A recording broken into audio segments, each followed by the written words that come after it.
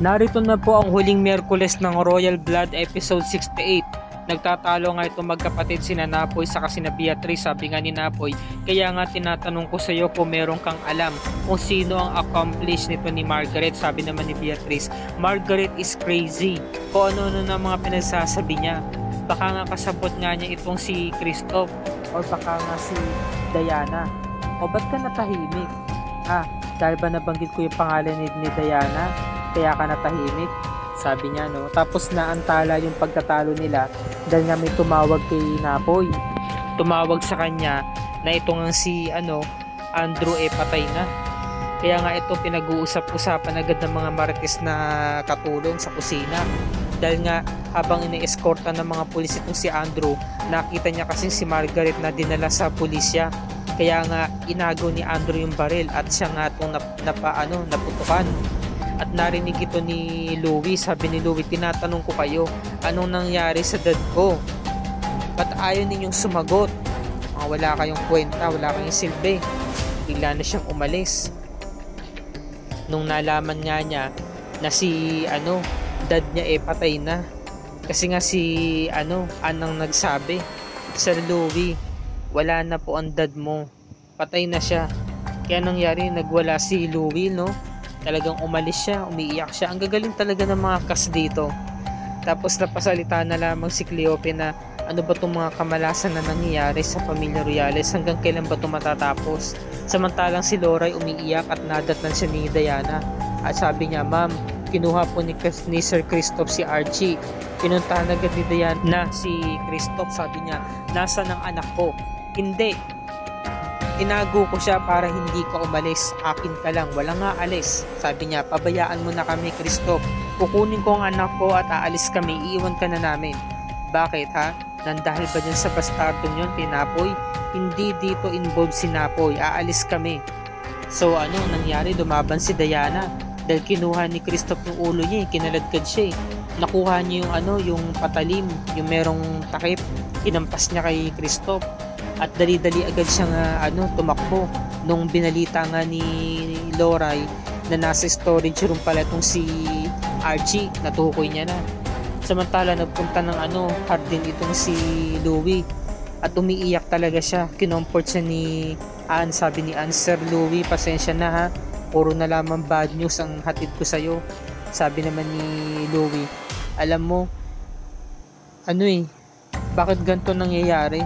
Marami naman mga masasamang tao dyan, pero bakit ganito nangyari sa pamilya namin, sa buhay ko? Sabi ni alam mo ba, Sir Louie, nabalitaan ko kay Ma'am B na pinoprotektahan pa rin ng daddy mo si Ma'am Margaret. Mahal na mahal pa rin niya ito hanggang siya'y mamatay. Inaakusahan niya na siya mismo ang pumatay kay Don Gustavo. Siya mismo ang lumason. Inaakusahan niya ang kanyang sarili. Talagang gusto niya pa rin ipagtanggol ang Mami Margaret mo. Ganun niya kamahal ang mami mo. Kaya alam mo ba, Sir Louie, ulila na ako, wala na akong tatay at nanay, pero nangako ko sa kanila na lalaban ako. Pagpapatuloy ko ang buhay ko at ipagpapatuloy ko rin ang mga pangarap ko. Samantala, nagkanyakapan silang dalawa. At heto na nga, napuntahan na nga ni Diana si Archie. Ngayon, sabi niya, anak, tatakas na tayo, alis na tayo dito ha, nandito na ang mami. Ngayon biglang dumating si Christoph na abutan sila. Sabi niya, pabayaan mo na kami, Christoph. Pabayaan mo na kami, dala alis kami, isasama kong anak ko. Hindi, wala nga alis dito. Dito ka rin makukulong. Kukulong ko yung dalawa dito sa storage room dahil akin ka. So lumaban si Diana. Sabi niya, hindi mo anak si Archie. Anak siya ni Napoy. Yun, doon na nagalit si Christoph. Sabi niya, walang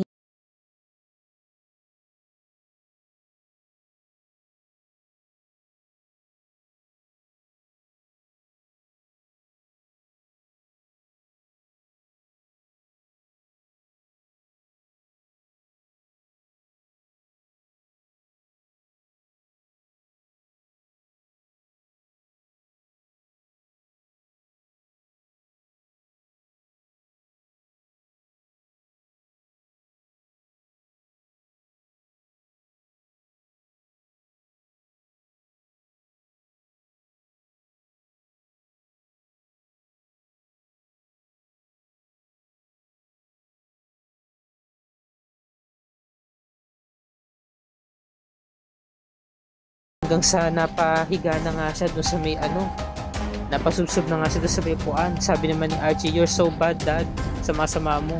Pinatulan ni Kristoff si Archie, sinikmuraan din. At ibata pinatulan, walang nga ka talaga, Kristoff. Hindi ka pa nakontento, tinadyakan mo pa sa may kaliwang pisngi si Archie, kakaawa. Sinikmuraan na nga, tinadyakan pa. Ayan, oh. Sumubsob lalo sa sa damuhan itong si Archie at umiiyak. Iniinda yung sakit habang siya pinapatahan ni Loray. Ngayon naririnig ni Napo yung ingay at nakita niya yung pangyayari na isinakay ni Kristoff si Diana. Sabi niya si Diana, alam niya na nanganganib. Grabe talaga yung nangyayari sa episode na to, ngayong araw na to.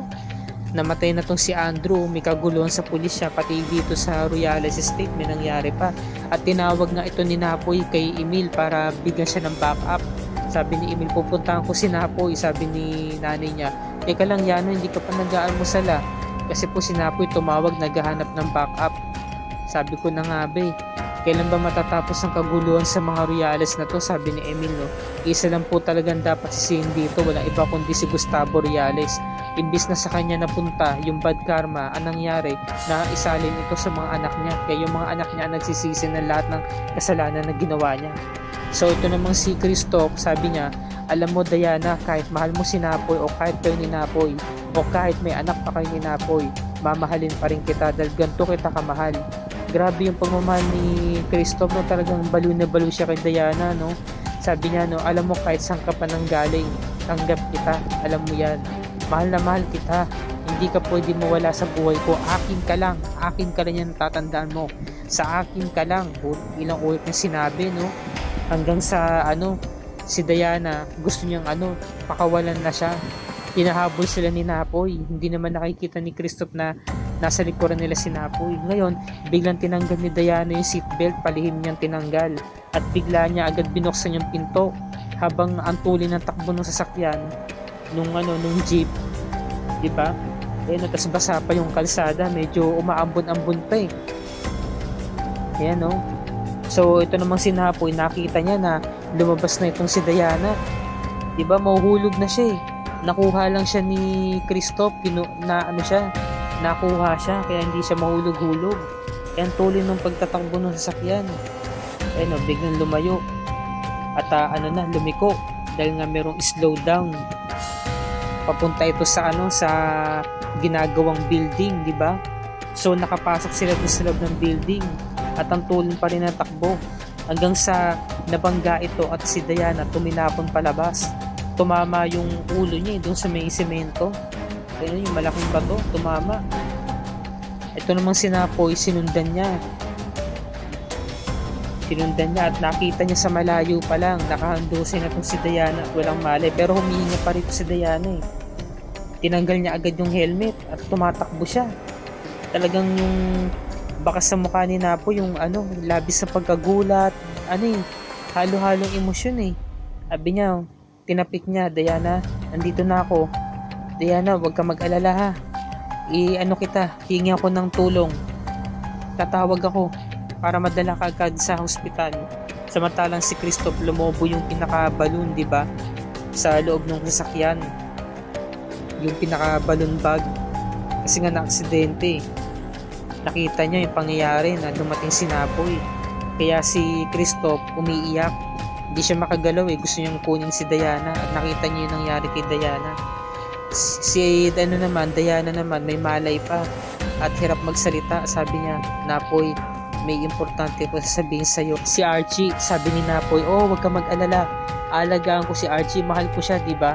Parang anak ko na rin, turing ko sa kanya. Huwag ka mag-alala, ako na bahala kay Archie. Sige na, huwag ka na magsalita, dadaling kita sa ospital hanggang sa nawalan na nga siya ng malay.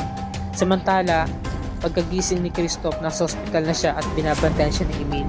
Tinanong niya, nasaan ako, ano nangyari sa akin? Sabi naman ni Emil, hindi mo na magalaw ang iyong mga paa, paralisado na ito. Kinakapa-kapa ni diba, ni Kristoff, manhid wala siyang maramdaman. So ang sabi ng doktor, yung doktora ng mga Royales, nagka-problema pala sa spinal cord niya, kaya ang naging epekto nito, tinarget yung nerves doon sa may bandang paa niya. Nagulat si Beatrice, saka si Napoy. Sabi ni Beatrice, ano pa bang mga paraan para maibalik ito sa dati? Makakalakad pa ba siya? Sabi ng doktora, no? Mag-undergo siya ng physical therapy, pero posible rin naman na bumalik ang kanyang paglakad sa normal within weeks or months, sabi ni Beatrice, no? Posible.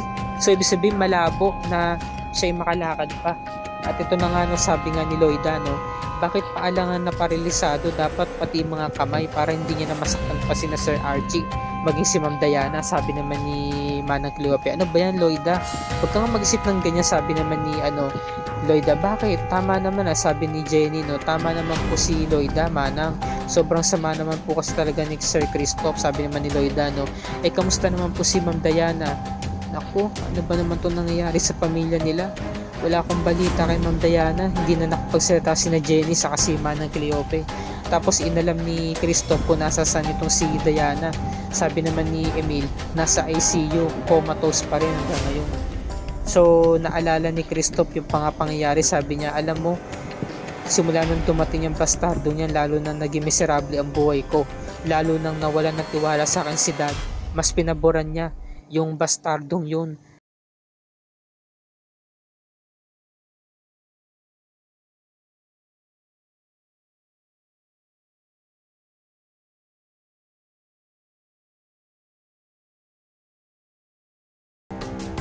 Sabi niya, naghinanakit siya. Sinabi niya lahat ng mga hinanakit niya. At sabi ni Christoph kay Emil, pwede ba iwan mo muna ako mag-isa? Hanggang sa umalis na nga itong si Emil at si Christoph, talagang umiiyak siya ng sobra. Diba?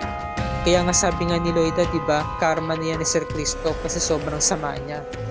Sabi niya, iyak na iyak dito si Christoph. Grabe, galing talaga nila, no? Yung grabe kudos talaga sa buong cast ng Royal Blood. At ito na nga, sabi ng doktora, hindi ho namin maipapangako na manunumbalik ang sa dati, yung pagiging normal ni Sir Christoph. So natakot itong si Beatrice, sabi niya, ako nang susunod. Pares nang nabaliw mga kapatid ko, si Margaret nung una, tas ngayon naman si Christoph. Tulungan mo ko kuya, sabi naman ni Napoy, no, wag ka mag-alala. Hindi ito galing sa dugo. Hindi porket galing sa dugo anak ka ni Gustavo sa'yo na masasalin yung malas na sinasabi mo. Hindi ka malas, walang taong malas. Alam mo, wala naman sa magulang yan o kung saan ka nang galing Choice mo pa rin kung ano ang tatahaki mo sa buhay, kung magiging mabuti ka o masama ka. Ang ganda na sinabi rito ni Napoy, mga kapuso. Gustong gusto ko talaga. May aral tong programa na to sobra. Kaya nga sabi ni Beatrice, tulungan mo kung maging mabuti kuya. Nandiyan dyan naman si Napoy, diba? Para kay Beatrice. Mahal na mahal ni Napoy, mga kapatid niya. Saludo ko kay Napoy kahit na bastardo siya, no, pero yung pagmamahal niya sa pamilya niya, so solid talaga. Grabe. At ito na nga, may pakiusap si Cleope kay Napoy, sabi niya, tulungan mo nga, no, mapatawad ang mga kapatid mo. Sabi naman ni Emil, paano naman niya mapapatawad ang mga kapatid niya? Hindi pa nga natin alam kung sino yung accomplice ni Margaret. Malay natin baka si Beatrice o di kaya si Christoph pa. Samantalang itong si Louie umiiyak, sabi niya, nagtanong siya kay Tita Beatrice niya, sabi niya, paalisin niyo na ba ako? So tinanggap na talaga ni Beatrice ng tuluyan itong si Louie. Tinanggap niya na bilang step pamangkin. Dahil nga yung choice na nga ni Beatrice na maging mabuting tao. Samantalang itong si Christoph nakikiusap ni Diana, no, habang ito'y coma, kinakausap niya. May pakiusap niya, sabi niya, please lang bumangon ka na, gumising ka na para mapatawad na kita. Umiiyak si Christoph. So ile-let go niya na, no. Pati ito, nakasakay na siya sa wheelchair dito Hinayaan niya na si Archie, pati si Diana kay Napoy.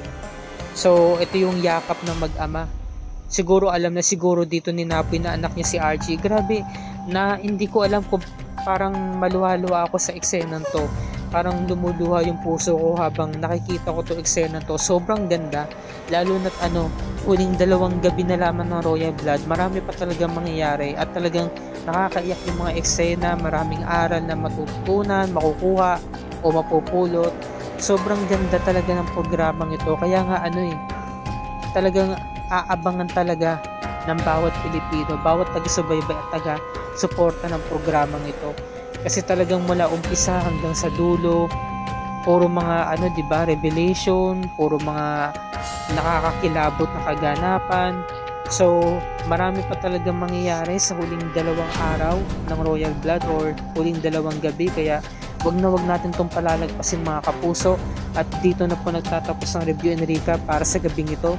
Kung bago ka pa lamang sa akin channel, please like this video at i-share mo ito sa iyong social media platforms. I-hit mo na rin ang subscribe button with notification bell icon para lagi ka updated sa mga episodes ng Royal Blood and other GMA shows tulad nito. Happy viewing mga kapuso, magandang gabi sa lahat. Maraming salamat sa inyong panonood and God bless us all.